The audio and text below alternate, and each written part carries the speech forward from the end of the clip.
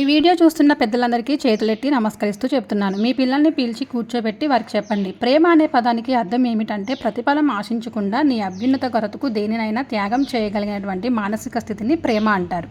అది ఎక్కడ ఉంటుందంటే తల్లిదండ్రుల మీద పిల్లల మీద చూపించినటువంటి ప్రేమ అని ప్రపంచంలో ఏ తల్లిదండ్రులైనా సరే తమ పిల్లలు సుఖంగా సంతోషంగా ఉండాలని చెప్పి ఎండనక వాననక ఒక పూట తిని ఇంకో పూట తినక డబ్బులు కూడబెట్టి ఆ డబ్బుల్ని మంచి పిల్లలు వృద్ధిలోకి రావాలని మంచి కాలేజీలో చేపించి పిల్లలు చదువుకోవాలని చేస్తారు. దాన్ని ప్రేమ అంటారు. వాళ్ళు అడిగినా అడగకపోయినా వాళ్ళకి కావాల్సినవి అన్నీ అమ్మకూర్చి పెడతారు తల్లిదండ్రులు. అలాంటి దాన్ని ప్రేమ అంటారు. ప్రేమ అనే పేరుతో ఒక అమ్మాయి ఎవరి చేతిలో కూడా ఏ అబ్బాయి చేతిలో మోసపోకండి. సో అలానే ప్రేమ పెళ్ళే కాకపోయినా మీ జీవిత భాగస్వామిని ఎన్నుకునే విషయంలో ఆలోచించి నిర్ణయం తీసుకోండి.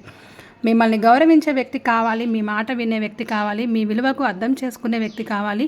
మీ జీవితం మీద మీకే హక్కు ఉంది. దాన్ని కాపాడుకునే బాధ్యత కూడా మీదే. జాగ్రత్తగా ఉండండి.